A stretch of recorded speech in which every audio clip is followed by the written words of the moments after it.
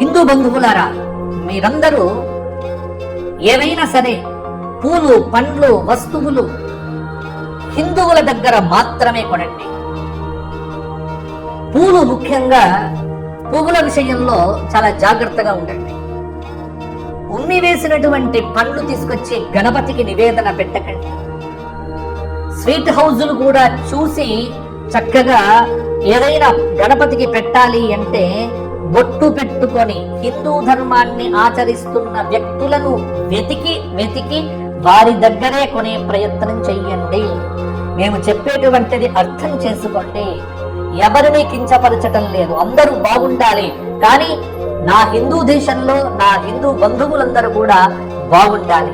హిందూ ధర్మం బాగుంటేనే ప్రపంచం బాగుంటుంది. కాబట్టి హిందుత్వాన్ని, స్వదేశీ నినాదాన్ని మీరందరూ కూడా విజయవంతంగా ఈ గణేశ మండపాల్లో పాటించడంతో పాటు ఈ సంవత్సరం అంతా ఆచరించండి. స్వదేశ నినాదము, స్వధర్మము ఆచరించే వారి దగ్గర వస్తువులు కొనడం ఒకటి, సనాతన ధర్మ ప్రచారం ఒకటి. ఇవి చేస్తే అద్భుతం. ఎట్టి పరిస్థితుల్లో 9 రోజులు మాత్రమే చేయాలి వినాయక చవితి. 11 రోజులు చేస్తాం, 13 రోజులు చేస్తాం అంటే కుదరదు ఈ సంవత్సరం. ఎందుకంటే గ్రహణం వస్తుంది. ఎవరో చెప్పారు, మేము పూర్వకాలం నుంచి ఇలాగే చేస్తున్నాం, ఈ పద్ధతిగా చేస్తామంటే కుదరదు. ఈ సంవత్సరం ఖచ్చితంగా 9 రోజులే చేయాలి. 9 రోజుల నుంచి 1 రోజు కూడా ఉంచుకోవడానికి పనికిరాదు. ఎందుకంటే గ్రహణం వస్తుంది. చాలా మంది మేధావులు తెలిసి తెలియని మిణమిణి జ్ఞానంతో ఎలా పెడితే అలాగా మళ్ళీ పాత రోజుల్లాగా 21 రోజులు పెడదాం, గణపతి మండపాన్ని ఆ రోజు తాత్కాలికంగా మూసేద్దాం అని చెప్తున్నారు. అలాంటివే నమ్మకండి. అలాంటివన్నీ చేస్తే అశాస్త్రీయ పని వల్ల చాలా ఇబ్బందులు పడతారు. మహాగణపతి పూజలో కొన్ని పొరపాట్లను అంటే తప్పులను అస్సలు చేయకూడదు అని ఋషులు మనకు ఏనాడో చెప్పి ఉన్నారు.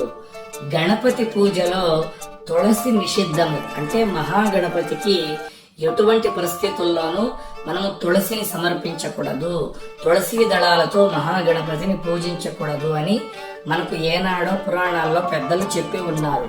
ఇక్కడ వెంటనే మనందరికీ ఒక అనుమానం వస్తుంది.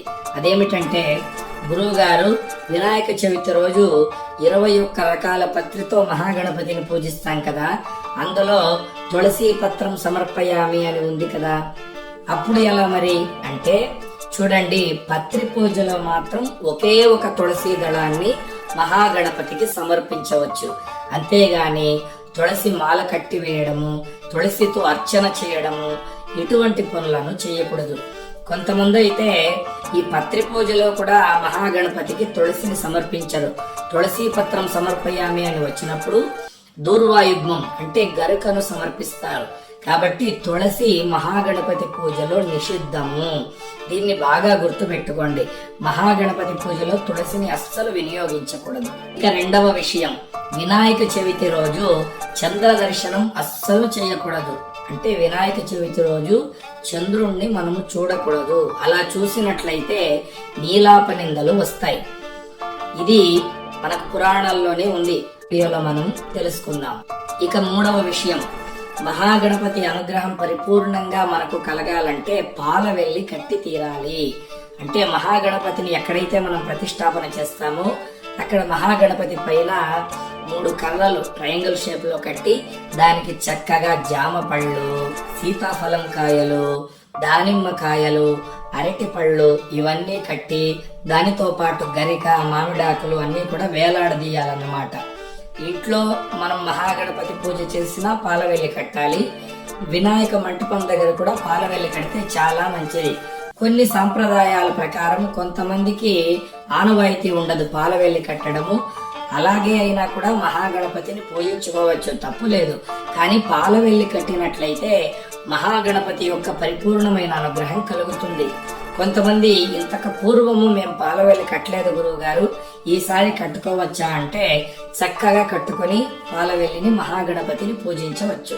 4వ విషయం, మహాగణపతి పరిపూర్ణమైన అనుగ్రహం కలగాలంటే బంకమట్టితో తయారు చేసినటువంటి గణపతిని మాత్రమే తెచ్చి పూజించండి.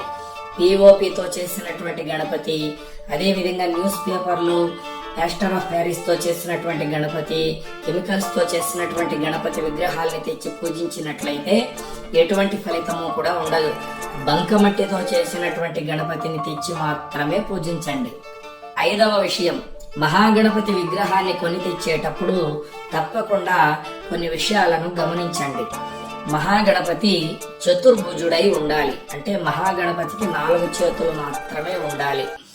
8 చేతులు, 12 చేతులు, 16 చేతులు ఉన్నటువంటి గణపతిని తెచ్చి పూజించకూడదు. మహాగణపతి చేతుల్లో పాశము, అంకుశము ఉండాలి. అదేవిధంగా మోదక హస్తుడై ఉండాలి. అభయ హస్తాన్ని చూపిస్తూ ఉండాలి మహాగణపతి. ఇంకొక విషయం ఏమిటంటే మహాగణపతి భిన్నదంతుడై ఉండాలి. అంటే 2 దంతాలు పూర్తిగా ఉండకూడదు. మహాగణపతికి ఒక దంతం పూర్తిగా ఉండాలి, మరి ఒక దంతం భిన్న దంతం అయి ఉండాలి. అదేవిధంగా మహాగణపతికి యజ్ఞోపవీతం ఉండాలి. యజ్ఞోపవీతం ఆ బొమ్మలో లేకపోయినా మీరైనా సమర్పించాలి.